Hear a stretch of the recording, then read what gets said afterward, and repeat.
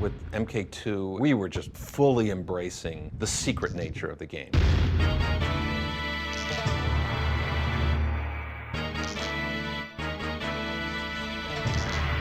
Smoke and Jade were hidden characters. For MK3, the codes were basically just putting it front and center. Like it wasn't, oh, discover whatever. It was like, here are your secret dials, you know, play with your secret dials. There's 6 little boxes, 3 of which are controlled by player 1, 3 of which are controlled by player 2. Try different combinations. There's a million possible combinations to see what can be unlocked in the game. To get the code for Unlimited Run, each player must press low punch 4 times and block and low kick 6 times. Marketing jumped on that and said, oh, we could do stuff with advertisements and give this magazine these codes and give magazines that code. By using these symbols, ads will provide clues to codes on MK3 games. It's like a puzzle where one piece is missing. To solve the puzzle, players must go to your location and play the game. I remember in Mortal Kombat 1, sneaking in Reptile.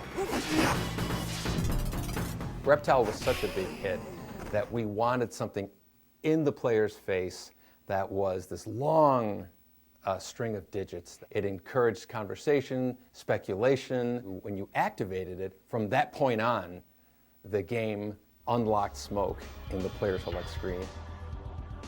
And I remember in Mortal Kombat 3 mocking up a purple ninja, and I put the name Rain in there. Purple Ninja, Purple Rain, you know, one of my favorite albums. Just in the attract mode, it wasn't even in the game.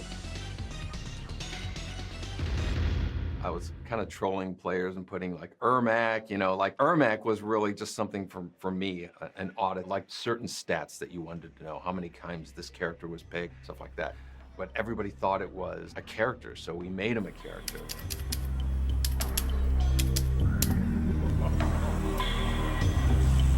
Oh shit!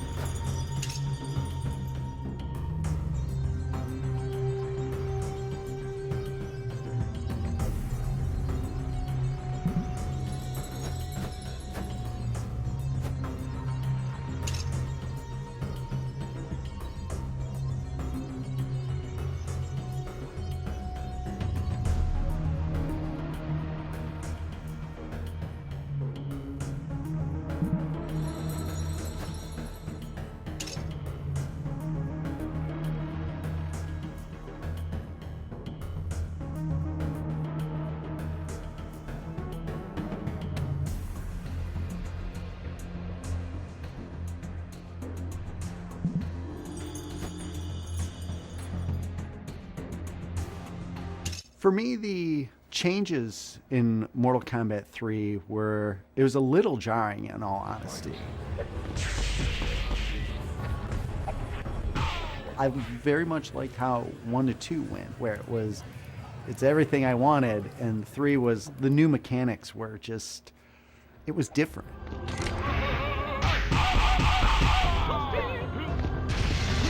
I think the Mortal Kombat that threw me the most was 3. 2 felt like it took 1 to the extreme. Everything seemed like Mortal Kombat 1, but more. Mortal Kombat 3 felt like almost like a reboot of the franchise in a weird way.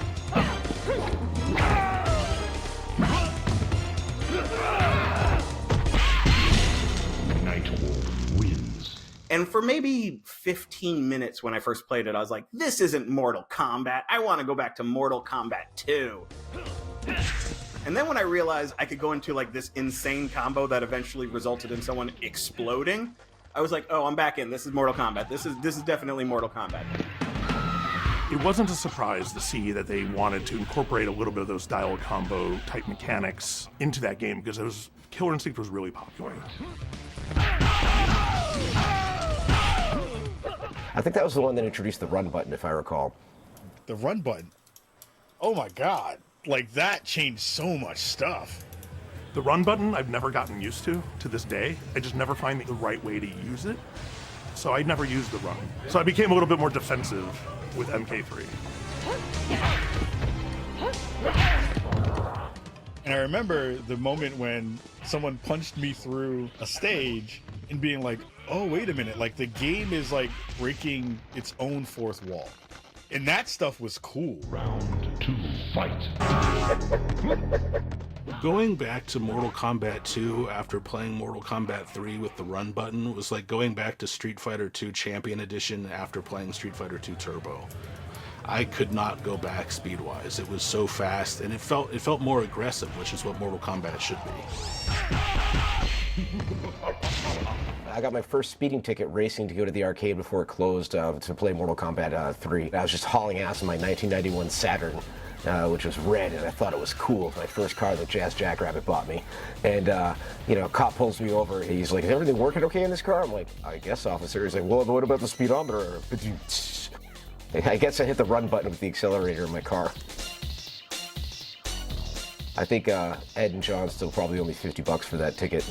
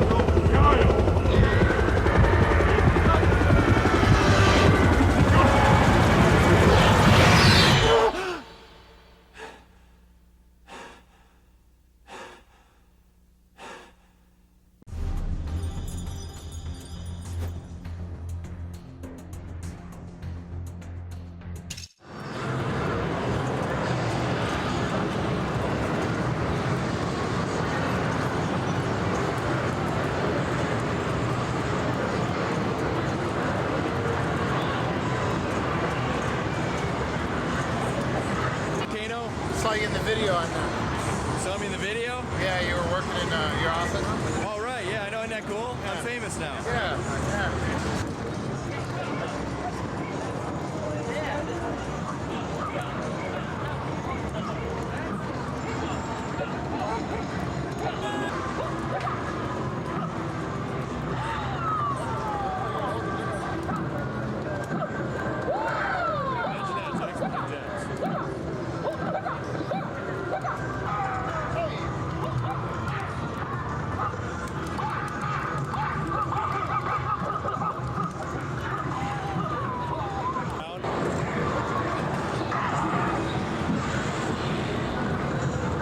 Hi Dave, what's up?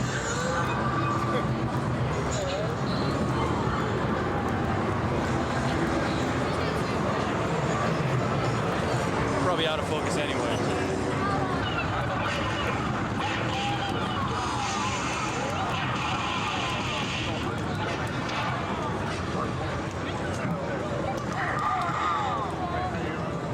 Well, then pull away and go higher.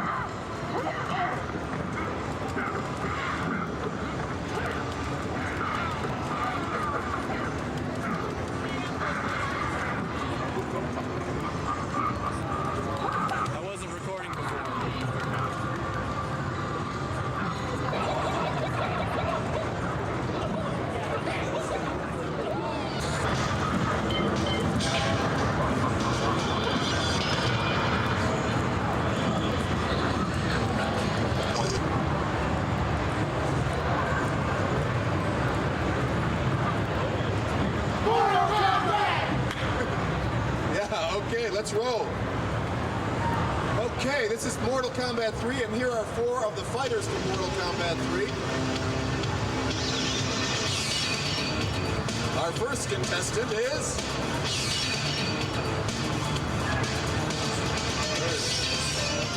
Sonya! Yeah. Sonya Blade, there she is. Yeah. Number 2, Kano. Right. That's Kano. Number 3 is Jax. Yes. Let's go. Yeah. And finally we have Kung Lao. All right, let's hear it for them. They're going to give you this little demonstration of martial arts technique. Here we go. We start with Kano and Sonya. Oh, jeez. That's no way to begin a demonstration. Well, I think Sonya is in a little trouble here. She's being tied to a dog. A fate that shouldn't befall anyone. Kano is swelling with pride. He's proud of himself. Yeah. Who will save Sonya? Who will? Ooh, Kung Lao.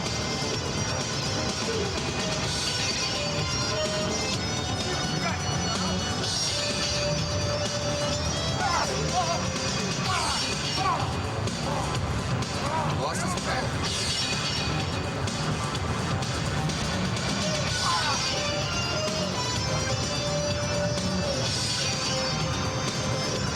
Pretty even match.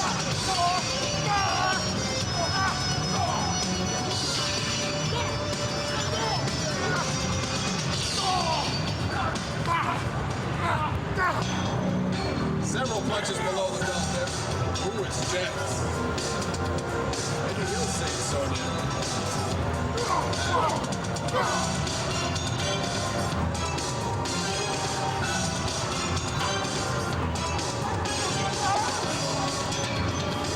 And Jax saved the day. All right, let's hear it for all of our Mortal Kombat characters. We have Sonya, Kung Lao, Jax, and Kano. Well, we did have Kano. Once we had Kano. Now we have a shell of a man. Let's hear it for him one more time, the Mortal Kombat characters. Thanks, guys. I should let you know that this is the year of Mortal Kombat 3, really. There'll be a lot more than just this game, as if that's not enough. This is really the first element of the year for Mortal Kombat. It begins really today. In addition to this, there will be a making of Mortal Kombat tape that comes out in June. In July, there will be an animated feature that comes out. In August, there will be a feature-length film that comes out from the producers of Terminator 2. In September, there will be a live tour that kicks off. It'll go all around the globe and hit more than 200 cities. Also, operators who purchase this game will be getting a free ROM update that will include special new characters, special secret codes, special new backgrounds, and all of that will be coming in September. That will be a free ROM update. But right now, we'll get Ed Boon and John Tobias over here. Hey, Ed, John. And they're going to give us a little demonstration of Mortal Kombat. Ed will explain a little bit more about the codes that we talked about and how those feed everything back into the game. First, I guess we'll start off with an explanation of the game when you start. A one-player map, you notice here there's 3 towers, 3 different heights, for 3 different degrees of difficulty. You know, a lot of people, some people were so good at Mortal Kombat they would be able to go through the whole game in 1 quarter. Other people couldn't get past the first guy. So we basically set up 3 different levels of difficulty to allow the players for advancing to higher levels. The smallest one also has a lot more capability, a lot more characters, etc.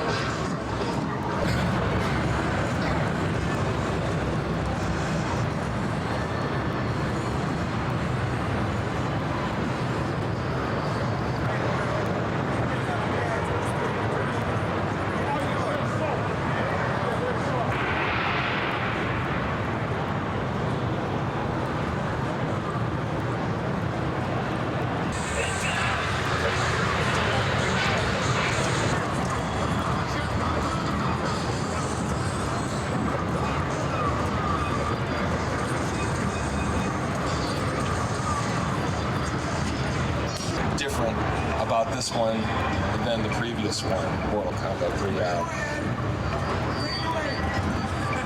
Thank you, Kato.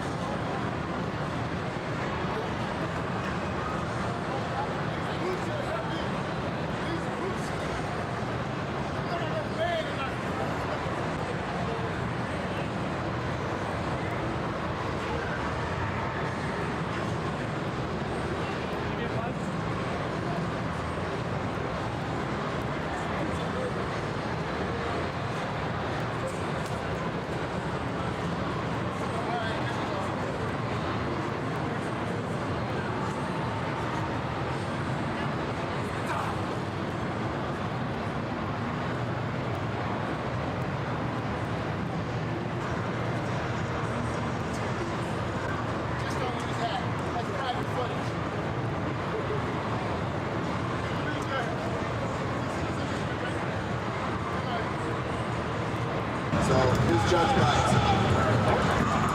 Hey people, what Jim just mentioned, our code system is something. Oh, actually, here's a fatality.